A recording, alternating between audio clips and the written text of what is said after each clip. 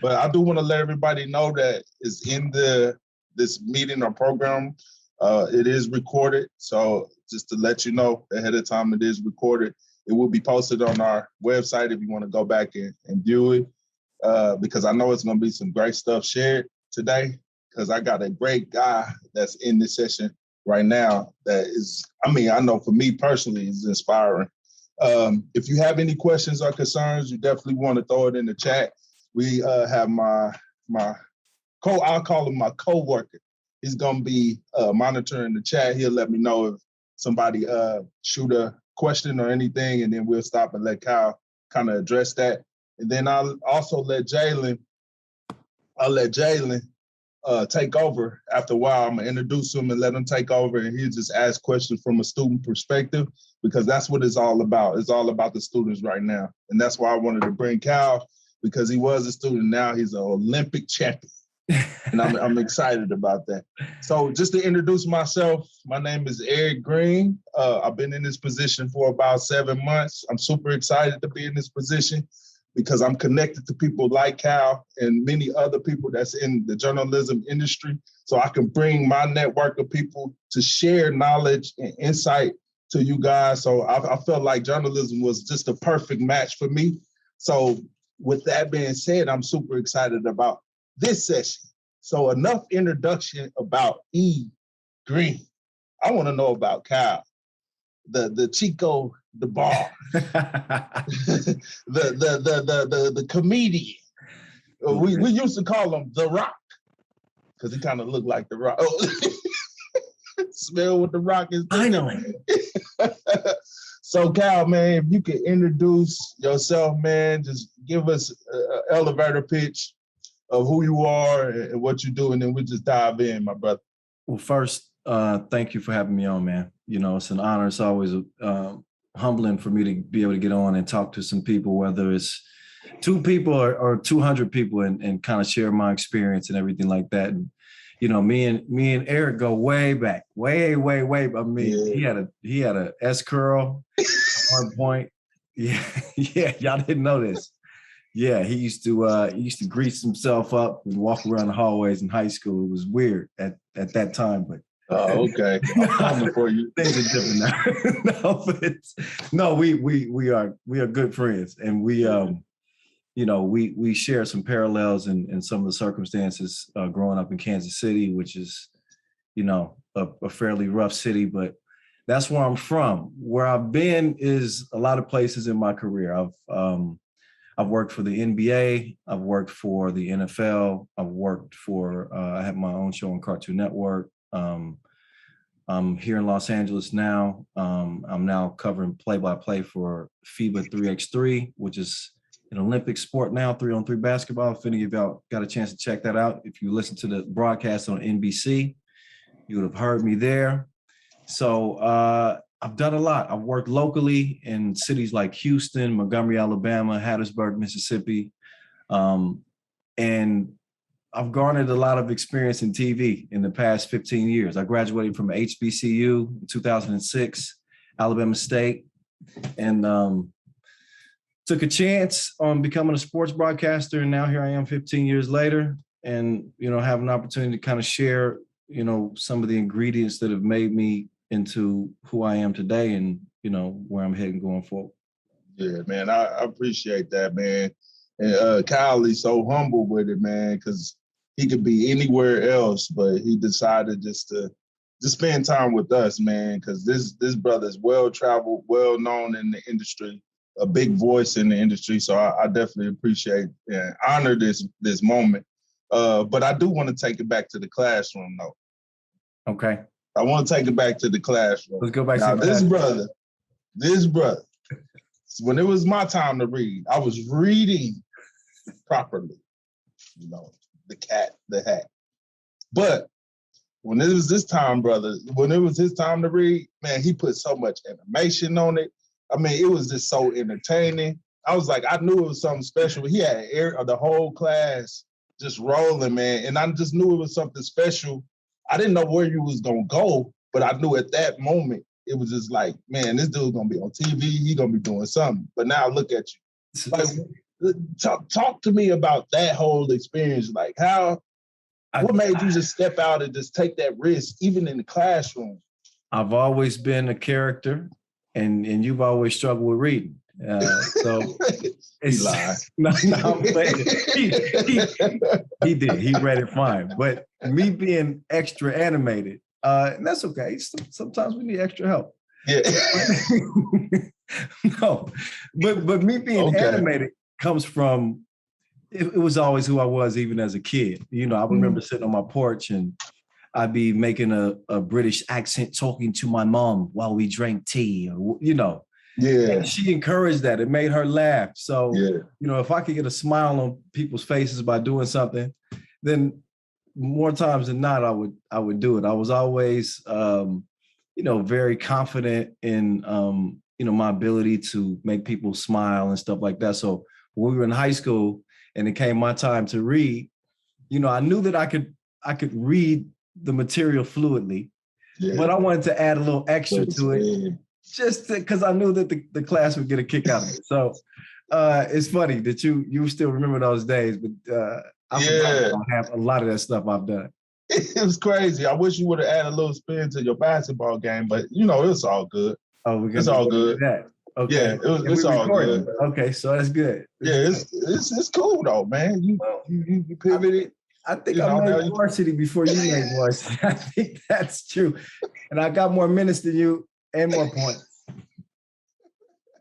But whatever. Scratch all that. I still give you buckets. It's all good. But I do want to, because I know we talk offline and you shared with me just where you come from and the thing and just you showing up to school. I never knew the things that you had to go through as a child and the things that you had to persevere through.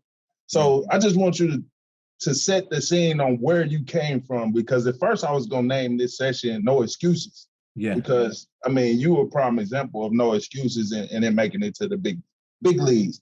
So if you could just tell me, you know, paint a picture for me about your childhood and where you came from. Yeah. Or where we came from. Well, yeah. Well, we all paint masks that are necessary for when we go into public spaces. We go to school. You know, you don't want to show people what you may be going through at home. You may not have eaten the night before. You may be homeless, which was the case for some students, you know, in our high school at that time. For me, it wasn't that dire, but you know, I had my struggles. You know, we grew up in a rough city, and we grew up in an era in the 80s where, you know, crack cocaine really took a hold of a lot of our families in different ways, whether it affected your mom or your dad or your uncle.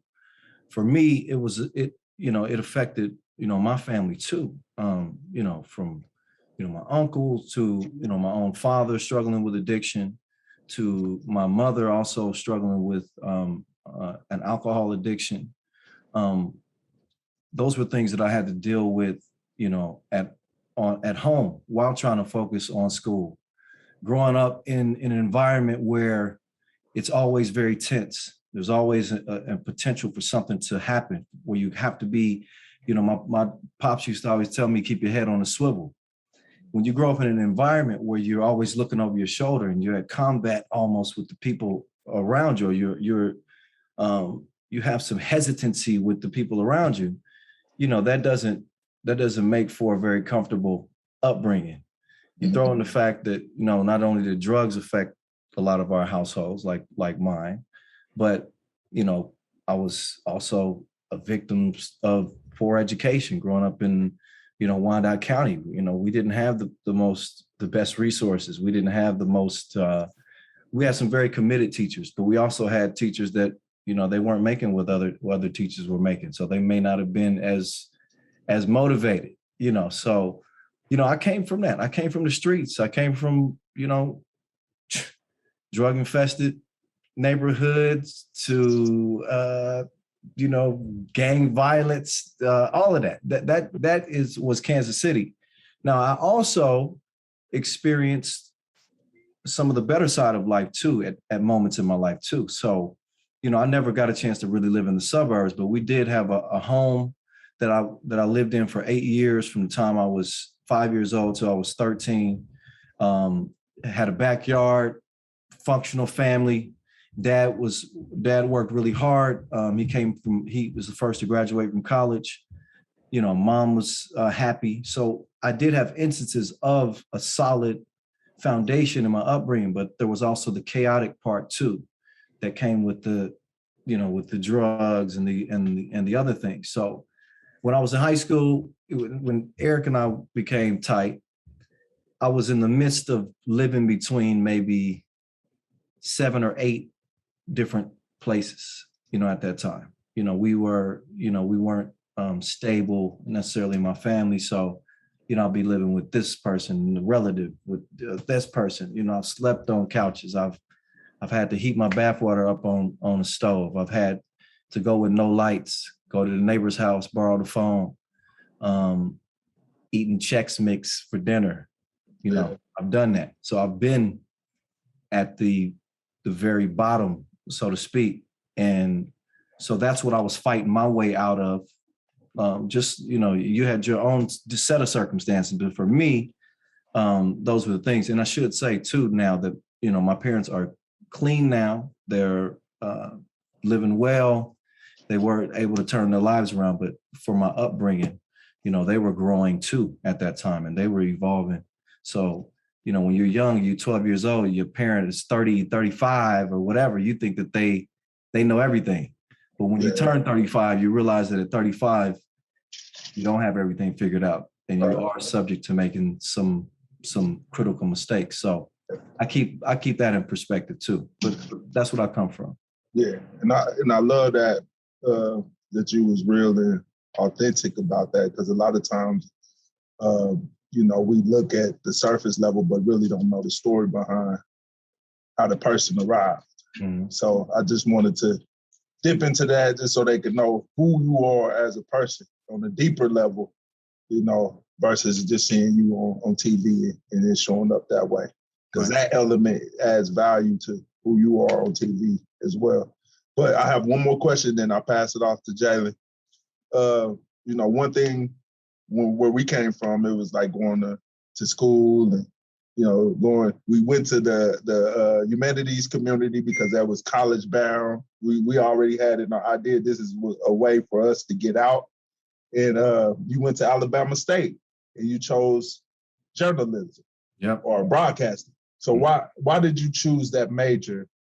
And how did you stumble on that major? So, man, this is crazy how things kind of unfolded for me. So we talked before we actually went live, and we were talking about how you used to sing a little bit. Oh, can you woo, woo, woo? Yeah, you can sing a little bit. And I sung a little bit too. So really I had aspirations of singing, doing music. I thought that was something that I could be successful at. I was trying to be Trey Songz before Trey Songz came out. So when I went to college, I was thinking, okay, I like music. Communications is the field I would have to go into if I wanted to do radio. So I wanted to be a radio DJ initially. I wanted to work for Hot 103 Jams. That's what I wanted to do. Yeah. I thought, but I was also looking at it from this dynamic. I said, okay, I can be a radio DJ. That gives me access to artists and executives in the music industry, and I could easily give them my stuff, and then I could parlay that into a music career. So that was my plan. So it wasn't until my junior year of college where, I started having some conversations with some of my professors, Dolores Keith and Dr. Dauphin and Dr. Okewo, but it was really this guy named Jonathan Hemsel. And he said, hey, man, listen, I did radio for a long time. You're not going to make very much money in radio, especially in the early years. So he said that given, I play ball, people recognize me from playing intramural ball. I wasn't on the team, but anyway, I love sports. And he said, you may want to try to be a sports reporter or go into sports broadcasting. And at the time, it was laughable because, I'm from the hood. And I didn't speak the way that they spoke on the TV screen, you know, and I said, I can't, that's not me. There's no way I can get on there and be what they are that I see. Because I thought my authentic self just it wouldn't translate with an audience. So at first I was against it, but eventually he talked me into interning at a local TV station in Montgomery, Alabama. And I went up there and I shadowed a sports reporter for, initially it was supposed to be for like a week, but I shadowed him out to a couple of football games, and it just looked like he was having fun. I mean, he was just out there tossing the ball with the crowd. He'd do a quick report and say, "Hey, we're here at the so-and-so game. It's going to be," and I'm like, man, so I asked him, I said, you don't have to tell me how much you get paid, but I said, you know, is it worth it? He says, oh, it could be a very lucrative career. He said, it depends on what market you get to, depends on if you go to a network but he says, yeah, people make millions doing, you know, in front of the camera. And when he said that gave me that extra motivation to really try it out. And I said, well, okay, let me see if I can actually do this. So I started to emulate what he would do. If he just did a report from a game, I would watch him and I would kind of remix what he did and put it in my own words. And then I would practice it until the end of the night. And I'd give the photographer, before we left, I, you know, buy him dinner or, you know, give him $5 and say, hey, can you stay 10 minutes and just record me doing exactly what he did earlier. And what I would do is I would save that material on a tape and I would take it back to the news station and edit pieces of content together until I had enough content to where I could send it out to stations and give them a look at me to decide whether or not they wanted to hire me. So I ended up interning at that place for 9 months, well beyond what I was supposed to. And fell in love with editing and fell in love with learning how to become a sports broadcaster. And it kind of took off from there. I wrote down some points that I do want to make, because you said some things that we do emphasize here at the Career Center, encourage students to really take initiative and a drive to do. Mm-hmm. So one thing you talked about your values. You know, you coming from the hood, hey, I want to make some money. Mm-hmm. So this connects to my value system. So it'll motivate me to do, you know, or to act or to practice. That's the next thing. Sure. To practice on my craft so I could be better at what I value. And then you talked about communicating with somebody in the industry. You talked to your professor. Mm-hmm. They expanded your mind. You was exposed to this idea of broadcasting because you wanted to go into be Chico DeBarge, or you wanted to, you know, sing and Trey Songz before the song, you know. But you talked to your professor and they opened your mind to something different. And then you job shadowed. You said you job shadowed. Yep. So I took it a step further and I wanted to see what he was talking about. So I got this new idea, but now I want to physically see, which exposed me to something else, what made me get into this industry and it made me excel. So that's all things that he just said, or keys that we try to encourage students to do and take initiative on. Yeah. So thank you for saying that, but I'll pivot to Jalen. So I know he got coming from a student perspective, you know, and got some questions prepared. So, all right, Jackie. Yeah, I surely do. I got a couple questions that I thought of myself, and I also asked NABJ, National Association of Black Journalists, a few questions. They submitted a couple to me, just because, you know, I told them we got a local legend in our hands, you know, a broadcasting legend in our midst. So I wanted to make sure that we asked some good questions. But you said that you used to sing, you play ball, you do broadcasting. So as someone with multiple talents yourself, what advice would you give others who also are multi-talented on how to utilize all their gifts as opposed to just going down like one specific path?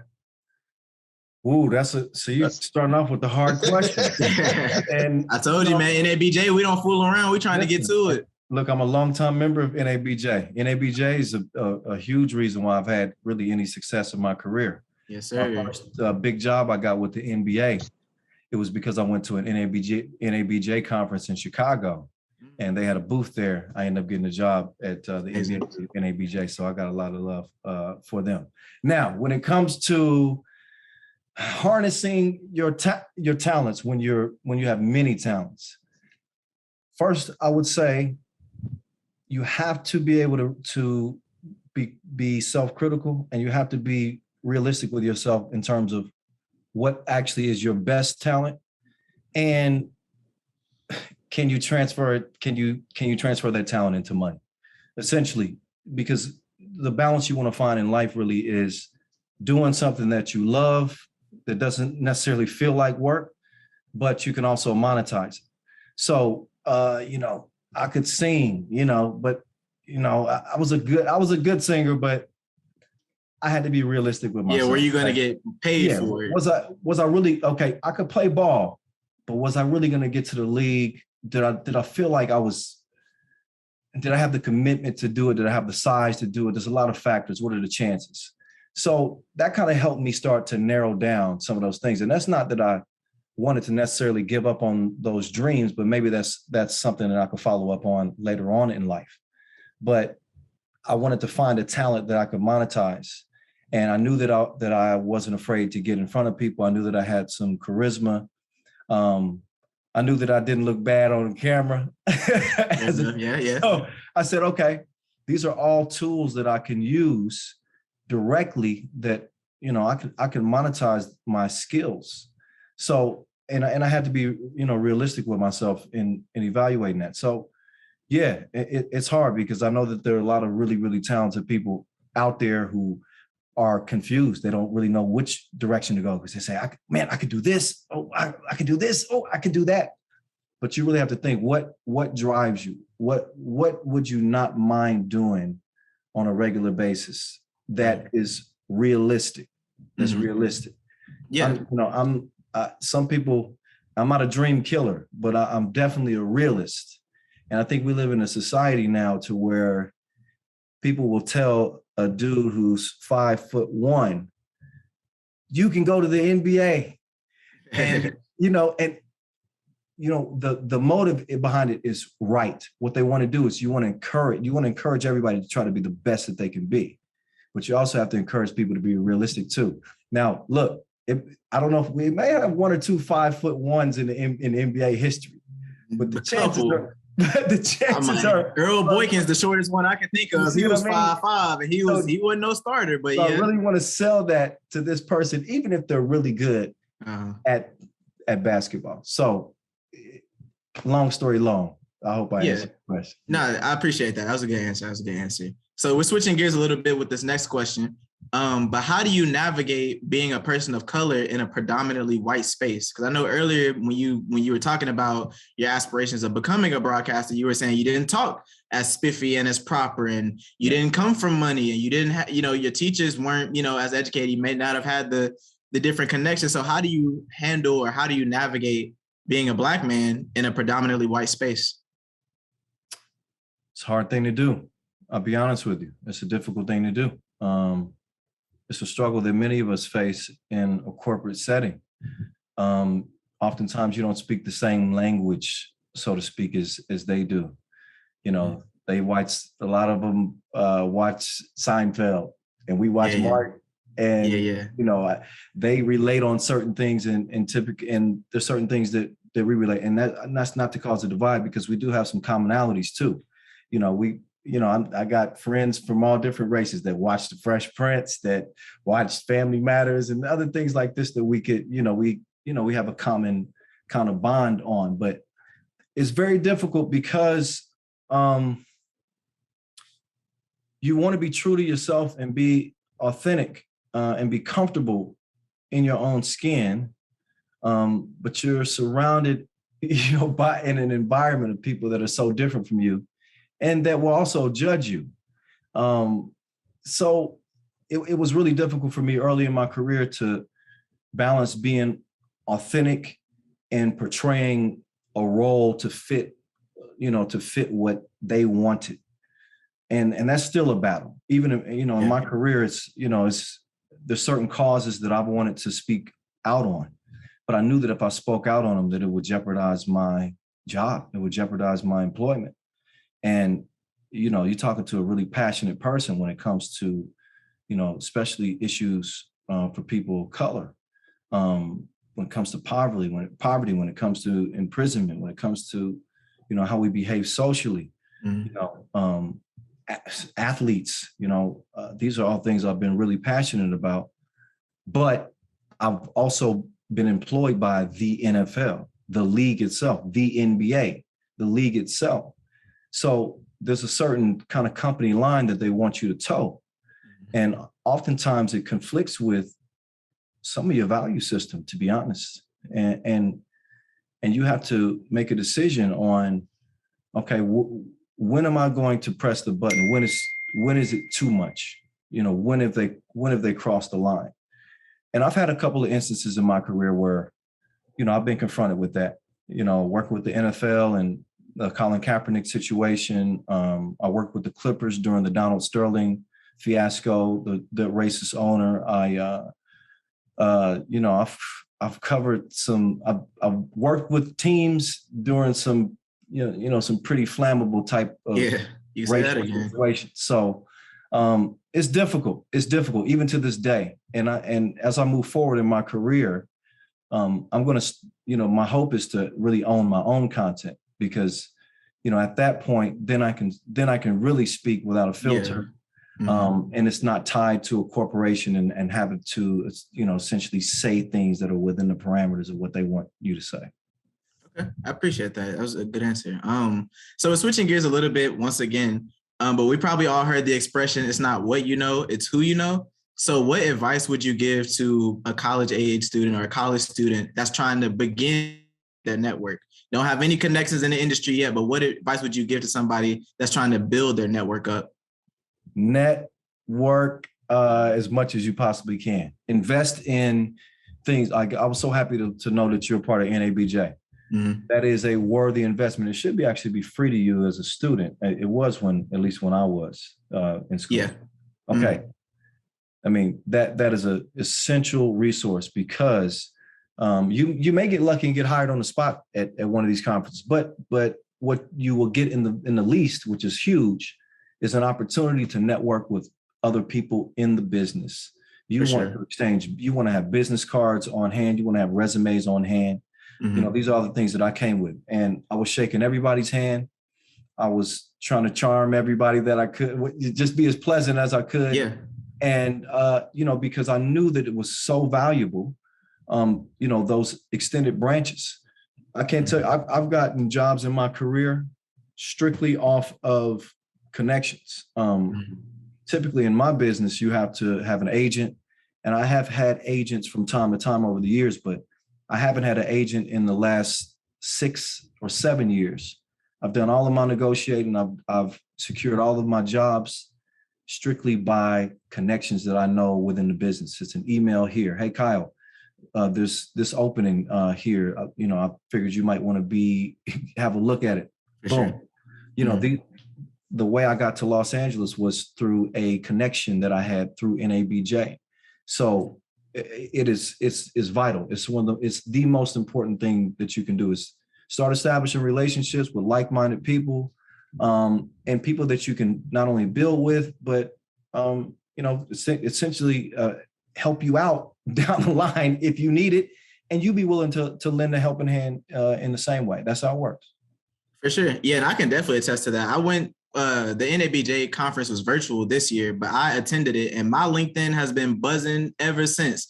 I mean, that conference was a couple months ago. People still, like you said, they just reach out. You never know. A guy in Philadelphia who worked for NBC Sports was trying to hit me up, recruit me. And so, yeah, networking is definitely king. Definitely king. And don't be afraid. Another question. Well, let me follow up on that too. And don't be afraid. See, a lot of people are afraid to be intrusive and things like that. Now, don't send them an email twice a week, but once you meet them, give it a week, follow up. Say, hey, I'm so-and-so, great meeting you at this so-and-so event. Love to stay connected. Boom. What you're doing is you're planting seeds that are going to grow. When I left a lot of those conferences, I would reach out to some of the sports directors, and I wouldn't be bugging them for a job. I knew how competitive the industry was. So what I would do is I would send them my updated resume reel, and I would say, hey, just if you get some time, just take a look at it and tell me what I can improve on. This isn't about me getting a job with your station right now or anything like that, but I would love to just get your expertise on what I need to do to improve on, to be able to work in a market like Dallas or Top 10 or Houston, one day.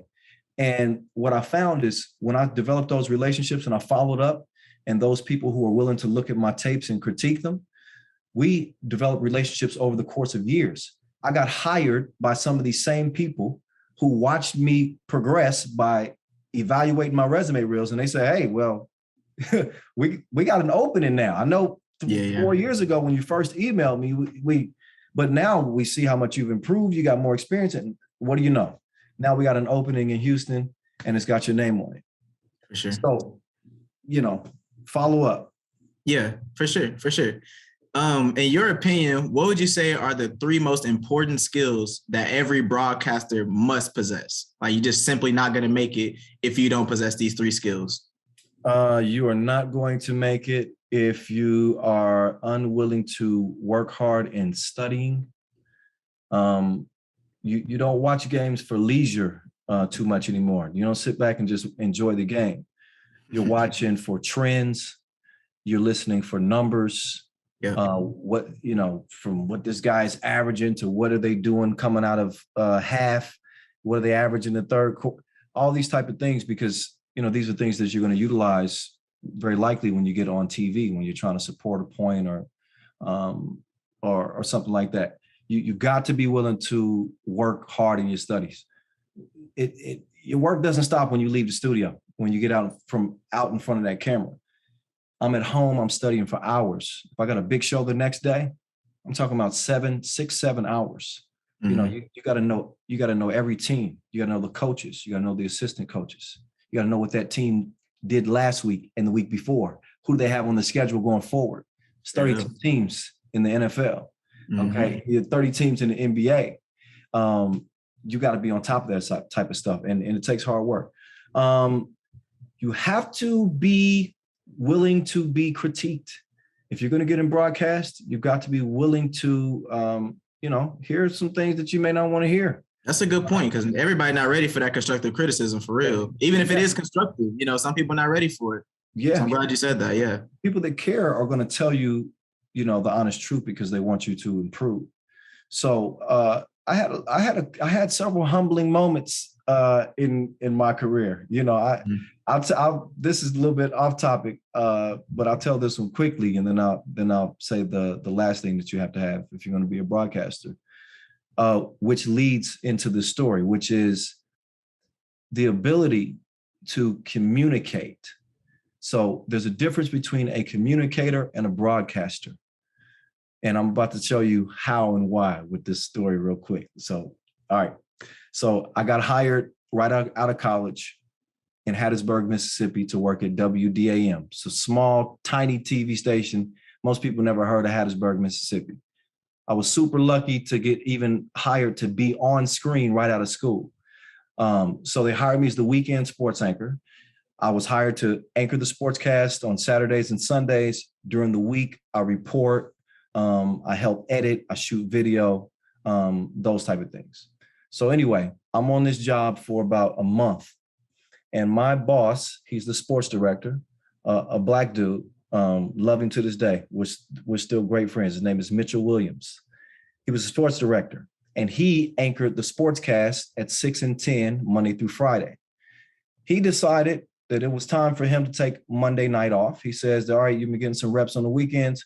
We want to introduce you to the broad audience. You have more viewership typically on Monday through Friday than you'd have on the weekend. So, I'm a little nervous. I'm going to be up there with the main faces of the station and everything, but I'm ready at the same time. I wanted to really show that I belong here. So Monday comes up, I'm ready. I go out early that morning. I shoot my video. I'm typing my script into the computer as the day kind of goes on. My boss leaves at 6 o'clock. After the 6 o'clock, he's like, all right, we'll be watching tonight at 10. Good luck. I said, all right, I'm gonna show you something. Yeah. I showed him something, but we gonna get to that. So anyway, I got everything lined up, but I'm having an issue with my computer. I couldn't get it to print scripts. So typically when you see people on TV, they have a teleprompter, but they also have backup scripts just in case the teleprompter goes out. So I can't print scripts. I'm not too worried about it. After all, I do have my teleprompter. I'm not too worried. So, I'm getting ready to go out to the set. I have my talk with myself, encouraging myself to do a good job. I go out there, and then the news anchor next to me, she says, "Hey, Kyle, you don't have anything in the teleprompter, right?" And I said, "What you mean?" Yeah. I said, "No, I've been problematic typing all day. I'm sure it auto-saved. I couldn't save the last little bit that I was trying to do, but it should have auto-saved." She's like, "It did not auto-save. You need to go check that computer because you're going to be live in about 1 minute and 30 seconds. So now I'm panicked. So I run back to my computer and the thing is still spinning. I can't get the computer to work. I didn't have the presence of mind to think, okay, maybe I should go log on to another computer and then try to access the system that way.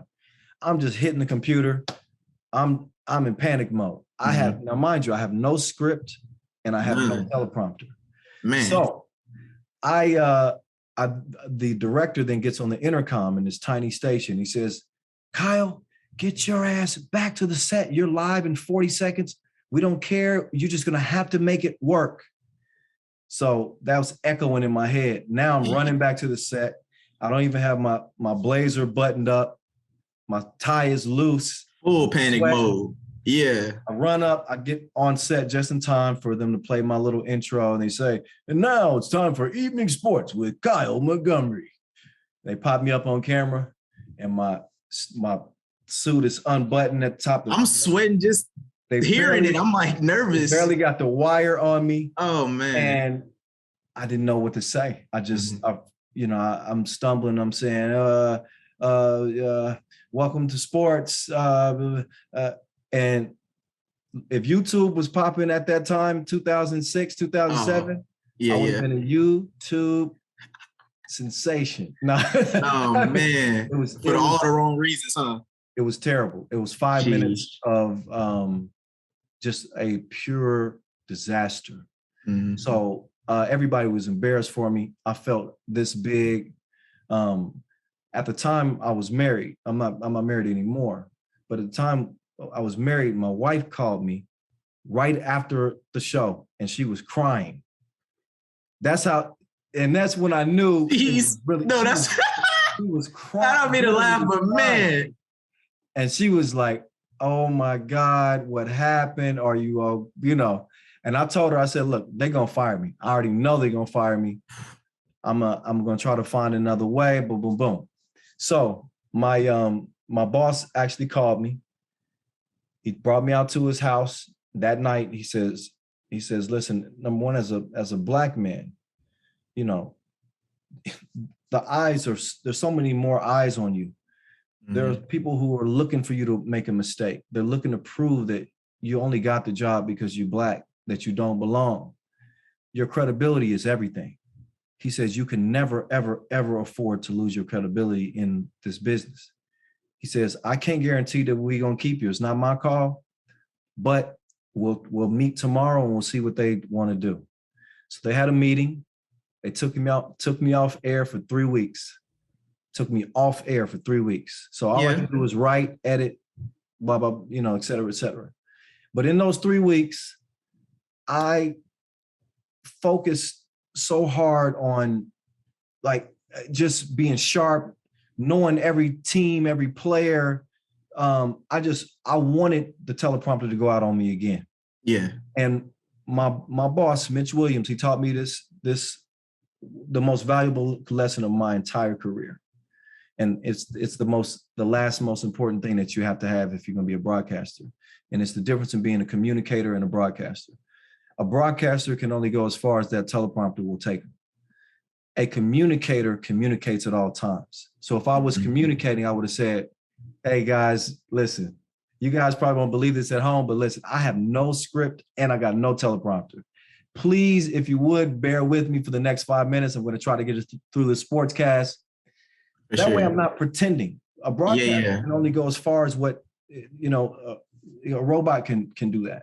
But a communicator communicates. And he told me that night. He says, you have to be a communicator. You're not a broadcaster, you're a communicator. And that's good. Let me extend the story and then I'll put a button on it. Came back in 3 weeks and I killed it. For the next month, I just killed it to the point to where they then said, we're going to make you the weeknight sports anchor, Monday through Friday. There you go. So this is, a month and a half, 2 months after I had this disaster, I came back and I hit it. Complete 180. Yeah, complete 180. It changed my career. It lit a fire under me. I told myself I never, ever want to be that embarrassed in front of thousands and thousands of people ever again. It won't happen. And it propelled my career. Less than 2 years later, I was getting hired with the NBA as the youngest Black sports anchor in the country at the time. There you go. So there you go. Yeah, that's amazing. Now, I'm sorry. I don't know what I would have done personally if I was in that situation. Like you said, I don't think I would have had the frame of mind to log into a different computer either. You're like, look, I know I had to work on this computer. I'm just going to go back. But like you said, it made you stronger. Ultimately, it built you into a beast. That your preparation had to increase, after that. And like you said, now you are where you are today. So I'm really glad that obviously that wasn't your last time on TV. Obviously you're a legend now. So, I mean, that wasn't your last moment. So that's good. But I really only just have one final question. It's pretty light. We just wanted to know, what's your favorite part about being a broadcaster and what's your least favorite part about being a broadcaster? All right. My favorite part about being a broadcaster is, for me, traveling around the world. Broadcast has taken me to Asia, to South America, you name it. I've been to Malaysia, to Paris, to Amsterdam, to Abu Dhabi, to Beijing, China, to Mexico. And it's all because, I took a risk on myself in college. I ran the route, not knowing when the pass was going to come, but I never stopped running the route. And it's taken me to different corners of the globe. It's allowed me to bring my children to, outside of the United States borders and allow them to experience other cultures and see firsthand, how other people live in different parts of the globe. That's been the most rewarding part for me. Also, the relationships I've built in broadcast. I've made lifelong friends in broadcast. What it isn't, though, what a lot of people would probably say is, meeting the stars and the celebrities and interviewing Drake and LeBron James. That stuff is cool. But when you're focused on the job, you don't have time to be a fan. Can't get caught up in the lights when you're in the moment. You're a professional, and they actually expect you to behave like a professional and not like a fan. Can't be starstruck. No, can't be starstruck. Mm-hmm. You gotta step up there and talk to Jennifer Lopez like she's the parking light attendant, whatever. Talk to her like a real person. You can't, you don't want to be, if they sense that you're intimidated, then they don't even want to even do the interview with you. Yeah. So, I hope I answered your question. I get to rambling sometimes. So what was the least favorite part? I don't think I caught the least favorite part. Yeah, least favorite. The least favorite part is definitely having to sacrifice some of myself in what I believe in order to put food on the table. Yeah. It's that sounds like a real drag. I'm not gonna lie to you. Difficult, very difficult. But sometimes you gotta think long. You gotta think big picture. So you gotta play the game to change the game. So it may not be the time to necessarily speak on this at this particular moment. But if you build a big enough platform, you're going to be able to address everything and at the right moment. So I've had to bite my tongue a lot. I've had to bite my tongue a lot of times throughout my career. I've also taken some stands in my career too that didn't win me favor with a lot of my coworkers. One of them being when I was covering basketball with the Clippers, they were trying to make me wear these patriotic pins, United States and some other things. And at the time, I didn't want to wear that as a part of my suit. I didn't care necessarily what the company was trying to enforce. I was not happy with the United States in the way that we're being treated. And I didn't want to have that on my chest. And I refused to do it. And there was a problem. I had to have a meeting about it. It soured my relationship a little bit with my producer, who was, he was a white dude, very patriotic, family who were in the military, but he wasn't willing to listen to me. I said, I'm not against the military. I'm not against the United States, but I am against falsely portraying something. Not to get too far into that, but that was one of the conflicts that I had, in my career, to where I said, nah, this one I'm not budging on. And, going forward, I think that the best way to really be able to speak, how you want to speak without a muzzle, then you kind of have to own your own content. There's a few networks that will let you speak and say some things that are fairly controversial, but most people are trying to stick to the status quo because they're trying to protect their jobs. Trying to protect that brand. Yeah. Well, that's all the questions I had. I appreciate you taking the time to speak with us, Kyle. I really do. I could pass it back to Eric if you want to close us out. But once again, I just want to say thank you, man. All your answers were very transparent, very wise. I feel like I got smarter just sitting here listening to it. So I appreciate it. I'm definitely got my little notepad, got my little sticky notes put up on my laptop, took some notes. So thank you. You got a bright future in front of you. That's why you got them shades on. Yeah, appreciate it. Yeah, I see you. Nah, man, I thank you, Jalen, man. That was great questions, very thought out questions, and I appreciate you just for taking the time to ask great questions. So no problem. My pleasure. I do want to end off with this question, then we can wrap it up, because this is, I said, Olympic broadcaster. So I want you to just kind of talk about your experience of being on that stage in a historical competition, because this is the first competition here at the Olympics, and you were one of the first voices on that. So that's huge. That's huge. So just talk about that experience, and then we can end off, with that. Yeah, man. It's even thinking about it, even now, I'm starting to take it in more. At the time, I was just busy preparing. I just wanted to do a really good job. I knew that it was a big platform. I mean, it's the Olympics, it's NBC. And, little old me from Kansas City was selected to, help, introduce this game to the world. And I felt a lot of different emotions, man, because honestly, at the time when I started to do the 3x3 thing, it wasn't popular. And honestly, it's still not really popular in the United States. I was covering the NBA, I worked with the NFL, resume-wise, it wasn't something that appealed to me. But I felt really rewarded going to the Olympics because I've taken a lot of risks in my life and in my career. I took a risk by doing it back in 2015 and just kind of, giving it a try. And little did I know it was going to lead me to traveling around the world.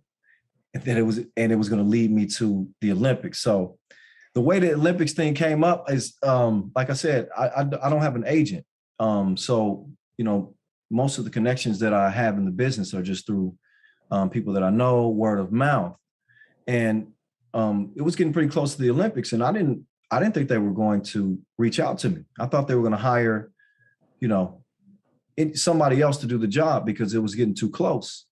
But I got a call like 2 months before the Olympics. NBC called me. They said, "Hey, we've heard way too many people recommend you. They're saying you have to do the Olympics. What do we need to do to get it done?" So we talked about it. I knew that it was going to be a big it was going to be something that I could really be proud of in my career.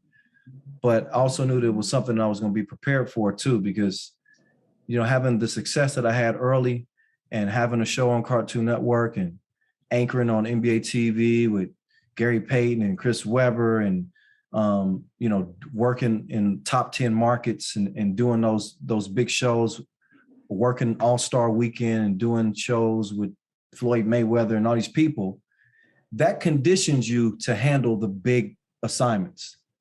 So I had faith in that. I had what it took to do it. I knew I could do it. I was a little nervous because it was new to me. I was doing a little bit of a change in my position. I wasn't doing the play-by-play. I was doing the color commentary. So normally I'm the play-by-play guy and I do all the broadcasts by myself. But with NBC, they teamed me with a guy named Noah Eagle. He did the play-by-play, and I was the guy that was supposed to be adding the expertise about the game. And, I don't play the game. I just call the game. So It was a little bit of a challenge. I was a little bit concerned, like, am I really going to be able to pull this off? It's like going from point guard to shooting guard for Game 7 of the NBA Finals. I've been running point guard with FIBA for, 6 or 7 years, just me calling the play-by-play, me controlling the broadcast, to now I'm having to kind of receive the pass from a play-by-play guy. And I had never done this ever in my career before. But I took it as a challenge, and we got great responses, on social media. And, I felt like I did a good job. NBC called me afterwards and said that they were really pleased with my work. I think it's expanding my brand, and it doesn't get much better than having the Olympics on your resume. So it surely does not. I mean, and that's not to brag, but that's me kind of stepping outside of myself and looking and saying, well, man, you've your hard work is paying off in a lot of ways. So I'm grateful and humble by it. I'm still in shock that I've done some of the things that I've done, honestly. Man, that's a good way to end. So just to speak to the audience before we end, we just talked to a man that froze up on TV, but 3 weeks later killed the game for a month. We talked to a man that grew up, in some of the most challenging circumstances, but still found his way to college and found his way to his passion project. We found a man that stepped on the stage of Olympics with a newly emerging competition in something that he ain't never tried, and deliver something valuable. I wish I could remember that bar. I remember I texted you. You said a bar. I was like, man, I was like, that's bars. So that's why I coined this session, No Excuses. There's no excuses for, achieving your goals. And I just want to leave you with that. Thank you, Cal. Thank you, Jalen, man, for having this conversation. We definitely throwing this on the website, and whoever listens is definitely gonna be blessed, from this situation. And tell them, E, you create your own circumstances. Yes. We can't all be products of our environment. Yes. You have to set your own goals, and you have to challenge yourself to be different from everything that's happening around you. Yep. So, I remember this quote. You can't be a product of your environment, but you can be your environment's product. That's true. Ooh, that's true. Now that's a bar. That's a little proverb. I like that. Yeah. Leave it off with that, Pastor. You got the bars. Yeah. Yes, sir. This was an honor. I appreciate you guys a lot. Yes, sir. Peace.